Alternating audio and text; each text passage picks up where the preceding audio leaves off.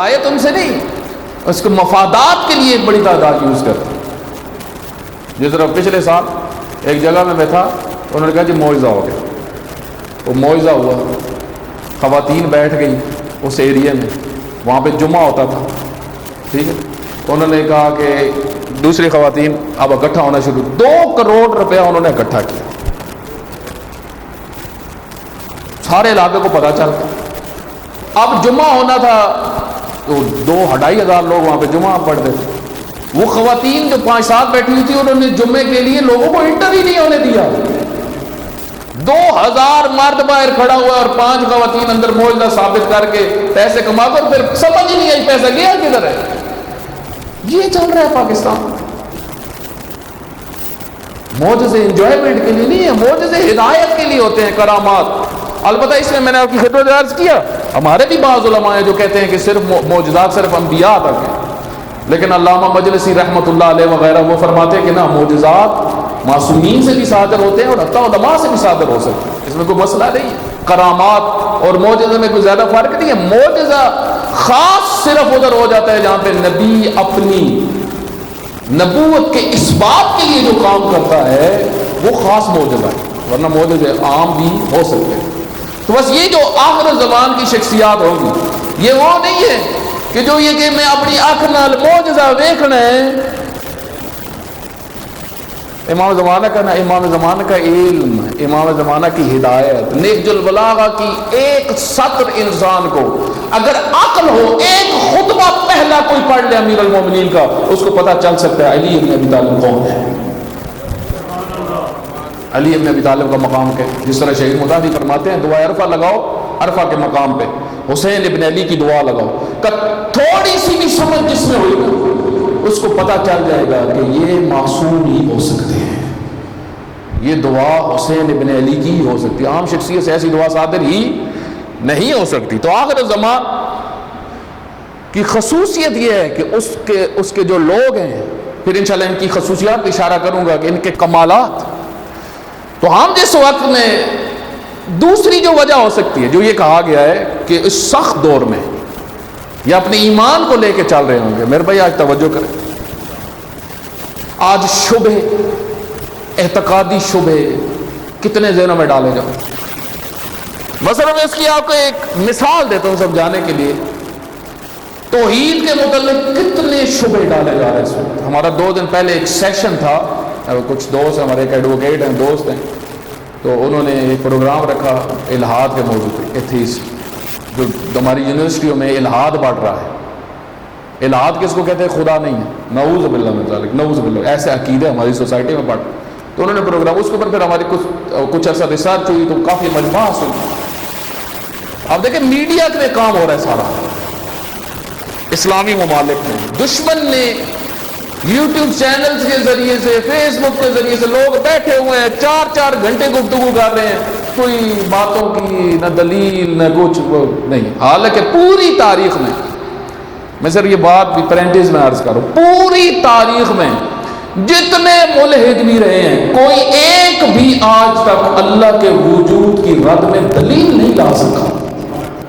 کوئی ایک دلیل لے کے، کوئی دلیل نہیں، برہان نہیں لے کے آ سکتا. حالانکہ دوسری طرف ہم دیکھتے ہیں علمی لوگوں نے، ابو علی سینا رحمۃ اللہ علیہ، اللہ سترہ رحمۃ اللہ علیہ، ہزاروں نے اللہ کے وجود کے اوپر دلیل ہے. صرف برہان نظر ارسطو، برہان حرکت انہوں نے پیش کی.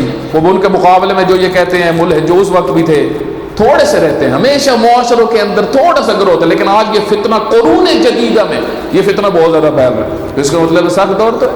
پھر آگے بڑھتے ہیں، نبوت کے متعلق آپ دیکھیں، مرزائیت کبھی وجود میں آ رہی ہے، کبھی فلاں گروہ وجود میں آ رہا ہے. ایران کے اندر بہائیت اتنا خطرناک فتنہ تھا، بہائیت، نبوت کا دعویٰ اور امام زمانہ ہونے کا دعویٰ ایک گروہ نے کیا.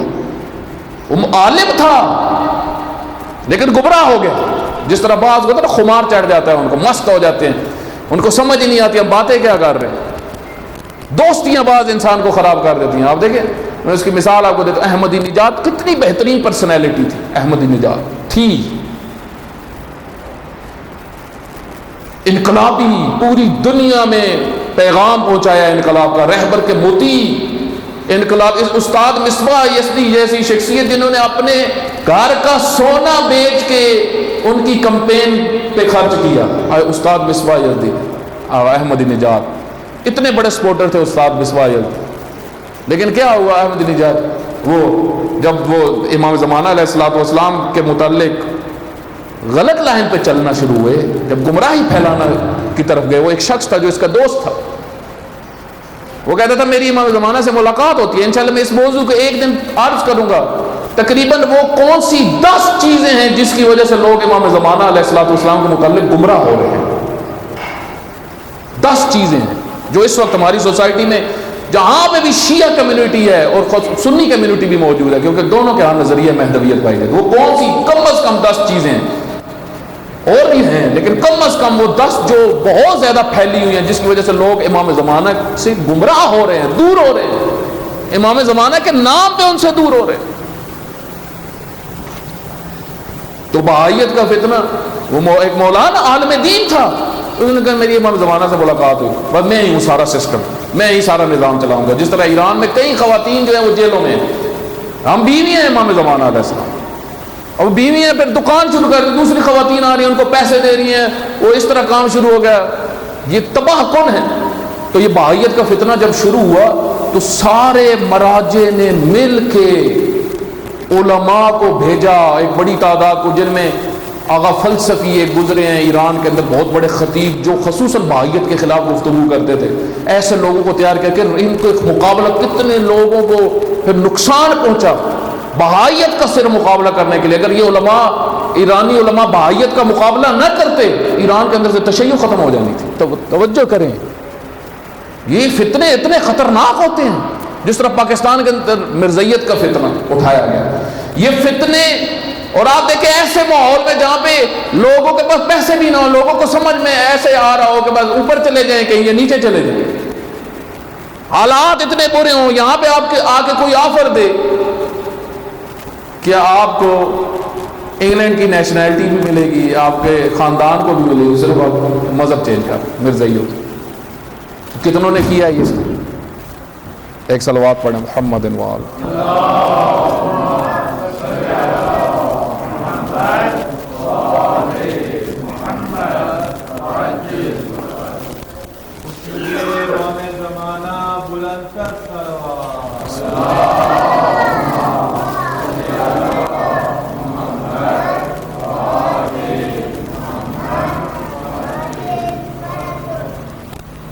تو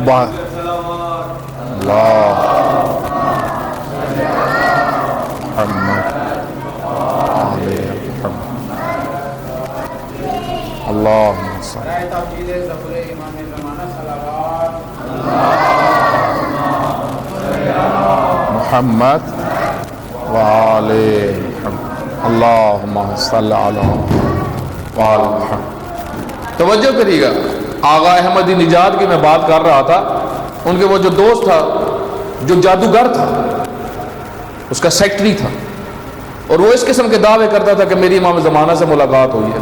انشاءاللہ میں اس کو عرض کروں گا کہ ملاقاتیں ہوئی ہیں لوگوں کی امام زمانہ سے، مراجع کی ہوئی ہیں، وہ ثابت ہیں، لیکن وہ کس تناظر میں۔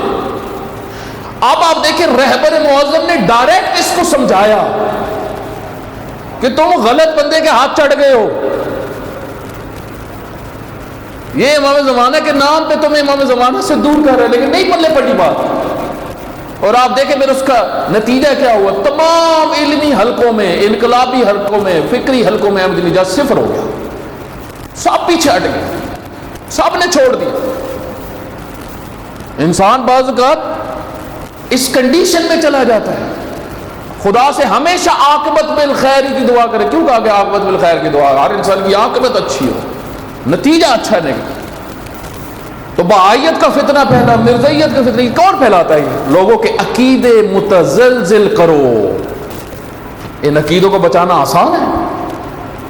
تحفظ عقیدہ اس وقت سب سے مشکل کام بن چکا ہے، اور اگر علماء، شیعہ علماء، ہر مکتب کے علماء، مسلمان علماء اپنی سطح پہ، شیعہ پھر اپنی سطح پہ اگر علماء اعتقادات پہ کام نہیں کریں گے عوام کے اندر تو اس کے بہت بیان. فساد عقیدہ، کل میں نے ایک جگہ پہ مجلس پڑھی، فساد کا موضوع تھا، اس میں پہلا ٹاپک فساد عقیدہ، عقائد میں فساد جو یزید نے بھی شروع کروایا تھا. یزید نے کیا کیا تھا؟ لوگوں کے عقیدے خراب کیے تھے. جب اس نے کہا کوئی وحی نہیں آئی، یہ بنی ہاشم کا ڈھونگ ہے، تو بات تو اس نے بنیاد سے ختم کر دی. جب وحی ختم ہوگی تو پیچھے رہ کیا جائے گا؟ رسالت ختم ہوگی، نبوت ختم ہوگی، پھر امامت اس وقت ہے جب نبوت ہے، اہل البیت اس وقت ہے جب نبوت ہے. اگر رسول اللہ نہ ہو تو اہل البیت تو بعد کی بات ہے. یزید نے تو بنیاد سے ہی عقیدے میں لوگوں کے خلل ڈالا. اس وجہ سے جو بھی اپنے عقائد کا تحفظ کرے، اپنے بچوں کے عقائد، البتہ اس میں یہ نہیں، ہمارے ہاں پھر اصلاح بھی جو ہوتی ہے وہ خود علماء سے دور کر کے بعض کہتے ہیں ہم اپنے عقائد کا تحفظ کریں. نا اہل علم سے آپ اپنے بچوں کو کیسے دور کر سکتے؟ اہل علم سے دور کریں گے تو پھر جاہلوں کے حوالے ہو جائیں گے نا. تو جاہل جنہوں نے پڑھا ہی کچھ نہیں ہے، جنہوں نے نہ قرآن پڑھا نہ حدیث پڑھی، وہ عقائد بتائیں گے تو پھر کیا حالات ہوں گے؟ وہی ہوں گے جو ہماری قوم کے ہیں. پھر تباہ کن کنڈیشن بن جائے گی عقیدوں میں. تو اس وجہ سے عزیزان عقائد. پھر عملی زندگی میں آئیں. عملی زندگی میں کتنے فتنے ہیں آخر الزمان میں، جو آج جس طرح بھیانک یہ میڈیا کام کر رہا ہے کہ آنکھیں محفوظ کر سکتا ہے انسان آسانی سے. سمجھ میں آتی ہے نا بات؟ یعنی ان کانٹوں کے اوپر ہاتھ رکھنا آسان ہے، لیکن آج پاکیزہ رہنا مشکل ہے.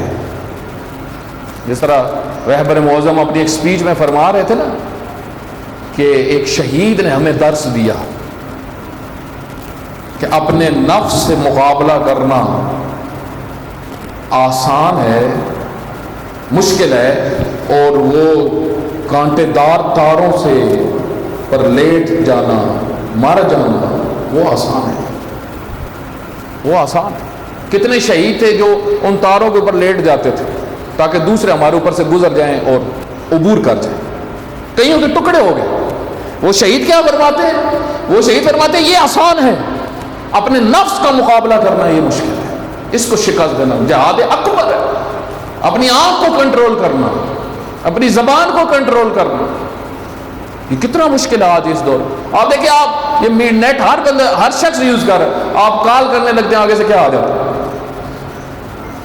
کون ہے جو اپنی آنکھ کو بچائے؟ جو آنکھ پاک نہ ہو، کیا وہ امام زمانہ کے دیدار تک پہنچ سکتی؟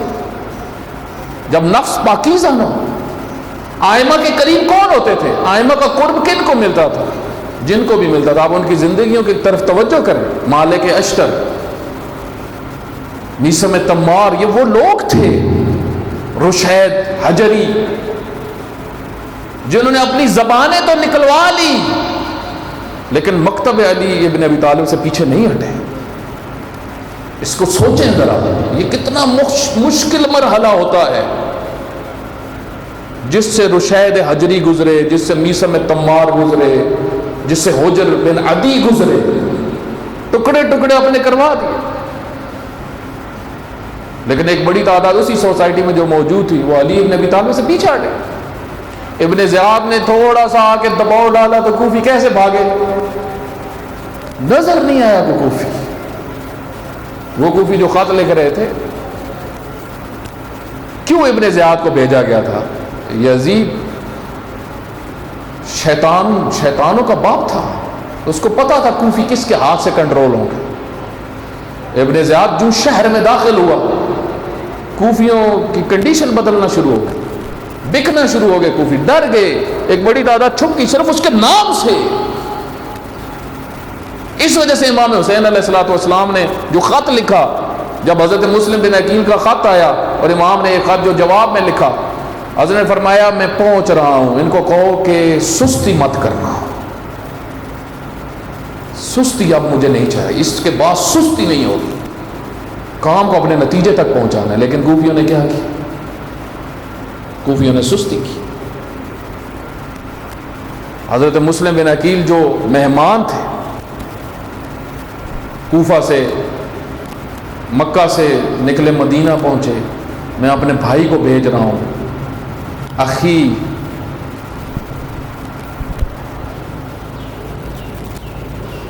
وثقتی، میرا بھائی ہے مسلم. بڑی محبت ہے حضرت مسلم. حضرت مسلم بن عقیل کی زندگی پہ مجالس ہونی چاہیے، ان کی شخصیت پہ. حضرت ابو الفضل العباس، حضرت مسلم بن عقیل، حضرت علی اکبر، یہ مہم ترین شخصیات ہیں بنی ہاشم کی سید الشہداء کے بعد. حضرت مسلم سے بہت محبت تھی. میرا بھائی، مجھے جس پہ اعتماد ہے، یہ تائید کرے گا تو میں آ جاؤں گا. خط میں لکھا، فرمایا یہ مجھے بتائے گا کہ تم لوگ آمادہ ہو. اگر مسلم نے مجھے خط لکھ دیا تو میں آ جاؤں گا، اور اگر نہ لکھا تو میں نہیں آؤں. اتنا اعتماد ہو جس پہ. اس بھائی کو بھیجا. حضرت مسلم بن عقیل جب کوفہ میں پہنچے، حضرت ہانی کو گرفتار کیا گیا. جب ہانی کو لے کے گئے دربار میں، ابن زیاد نے زخمی کیا ان کو، گرفتار ہو گئے. وہاں پہ قاضی شریح نے جھوٹ بولا، تاریخی جھوٹ بولا اس نے، اور کہا کہ ہانی کو کچھ نہیں ہوا. وہ جو قبیلہ باہر کھڑا ہوا تھا حضرت ہانی کے لیے، وہ قاضی شریح کا جھوٹ سن کے وہاں سے چلا گیا. اس پہ اعتماد کر لیا. کتنی آپ دیکھیں خدا سے دور کرنے کے لیے، امام زمانہ سے دور کرنے کے لیے کتنی چیزیں بیچ میں آ جاتی ہیں. ایک عالم کے جھوٹ نے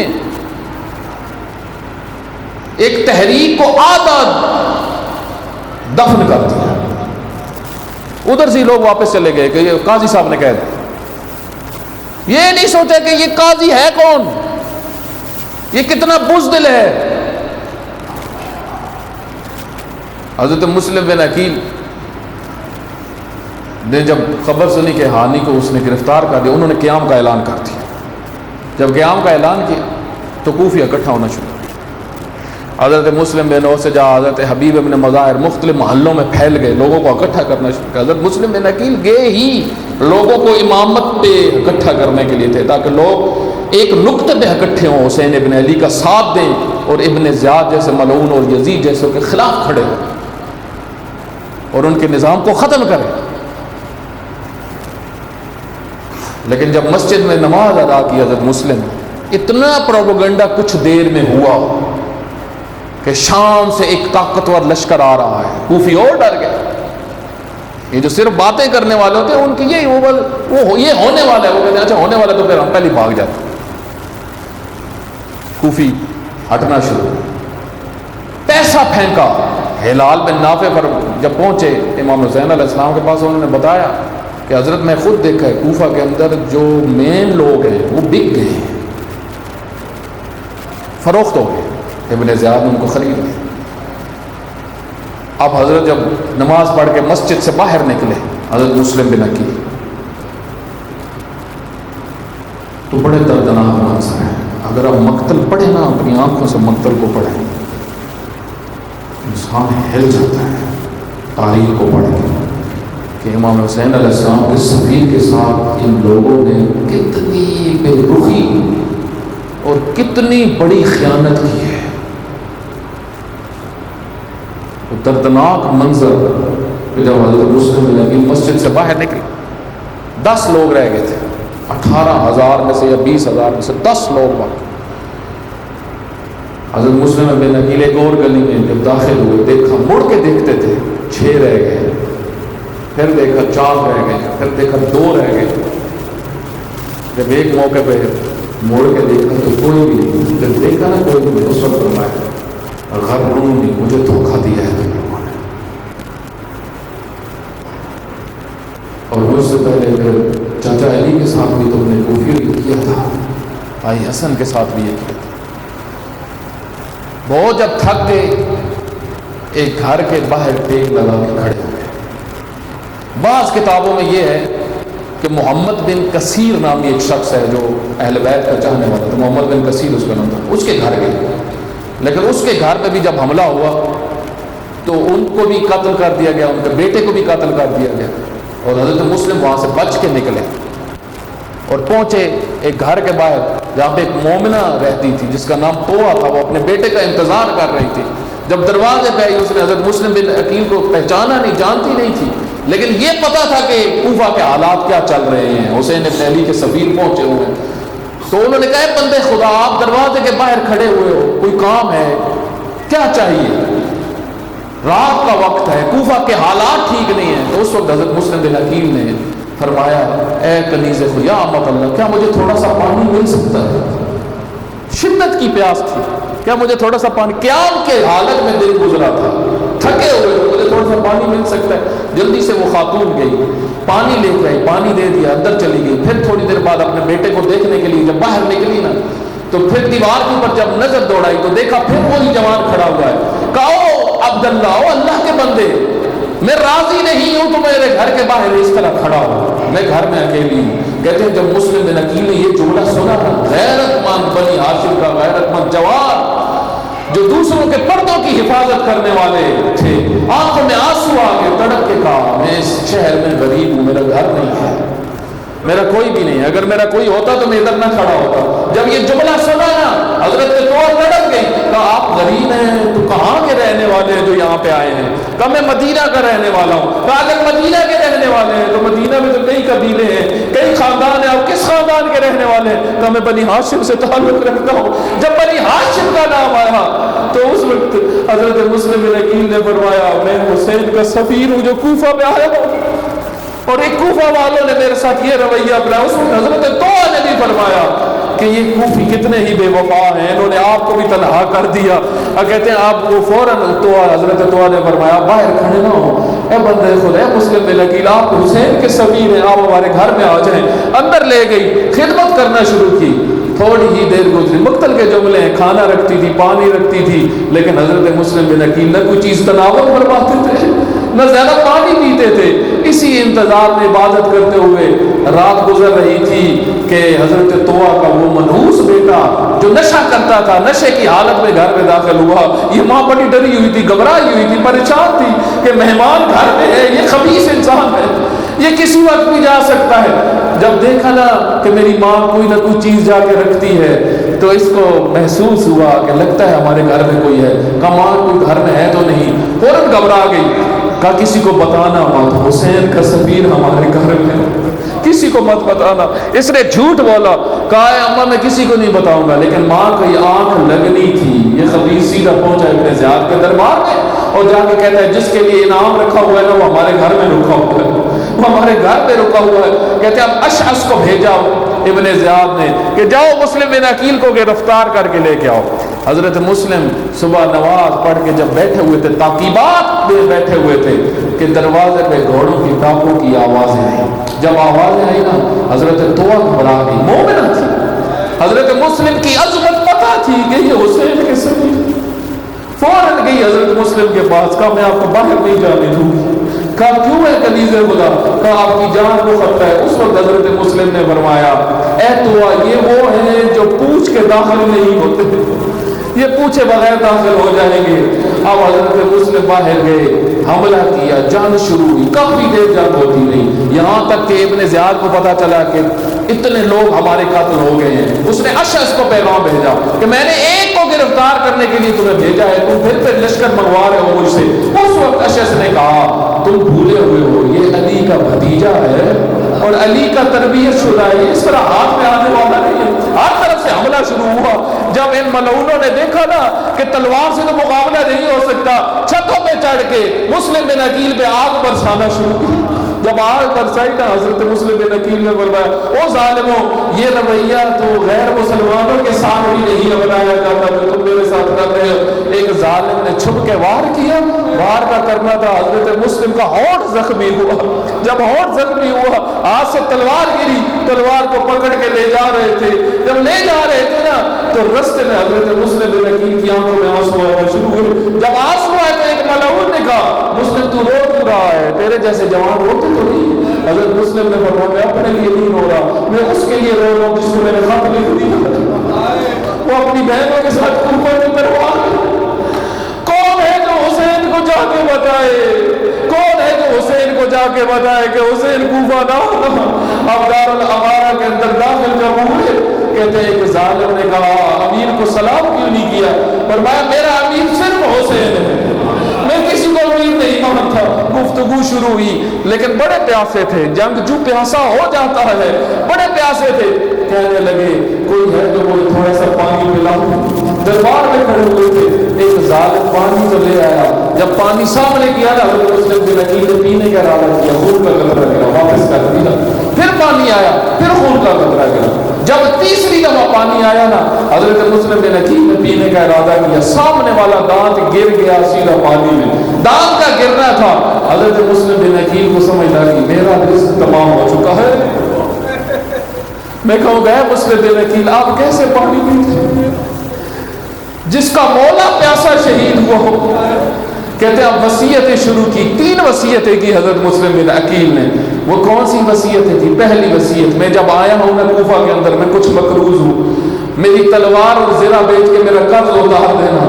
ابن سعد وہاں پہ موجود تھا۔ دوسری میری وصیت یہ ہے کہ مجھے قتل جب کر دیا جائے نا تو میری لاش کو پامال نہ ہونے دیا جائے، اس کو دفن کیا جائے۔ تیسری میری وصیت یہ ہے کوئی حسین کو خط لکھ کے بھیج دے، کوئی خط لکھ دے۔ کہتے ہیں دارالامارہ کی چھت کے اوپر لے کے گئے حسین ابن مسلم بن عقیل کو۔ اب جب دھکا دینے کا ارادہ کیا نا اس ملعون نے، تو آخری سلام مسلم بن عقیل نے دارالامارہ کی چھت سے کیا، السلام علیکم یا ابا عبداللہ۔ ایک عالم بڑا خوبصورت جملہ پڑھ رہے تھے، ہمارے ایرانی میں ہوتے ہیں استاد ہیں، وہ فرماتے ہیں کہ اس سلام کا جواب پتہ ہے کب حسین ابن علی نے دیا؟ جس وقت تنہا میدان میں کھڑے ہوئے تھے حسین ابن علی، کبھی دائیں طرف دیکھتے تھے کبھی بائیں طرف دیکھتے تھے، اور فرماتے تھے اے نا مسلم بن عقیل، مسلم تو کدھر کھڑا ہے؟ تو کدھر ہے؟ میرا سلام ہو تجھ پر۔ کوفہ سے 2 شخص آ رہے تھے، امام علی مقام نے جب دونوں کو دیکھا نا، امام ہر کسی سے پوچھتے تھے کہ کوفہ کے حالات کے ہیں، ان دونوں سے پوچھنے کا ارادہ کیا تو انہوں نے کہا اے حسین ابن علی، اگر کوفہ کے حالات پوچھنا چاہتے ہو نا تو پھر ذرا فاصلے پہ تنہائی میں آ جاؤ۔ میں کہوں گا وہ تھے سمجھدار، ان کو پتا تھا یہ وہ خبر ہے جو بیویوں نے سن لی تو تڑپ جائے۔ کہتے ہیں حسین ابن علی نے جب پوچھا تھا کیا ہوا کوفہ میں، کیا چھوڑ کے آئے ہو؟ کہا اے حسین ابن علی، جب ہم کوفہ سے نکلے ہم نے اپنی آنکھوں سے دیکھا مسلم کی ٹانگوں میں رسی باندھی ہوئی تھی، ہاتھی کی ٹانگوں میں رسیاں باندھی ہوئی تھی، گھوڑوں کے ساتھ باندھ کے پورے شہر میں پھر رہے تھے۔ کہتے ہیں جب یہ جملہ سنا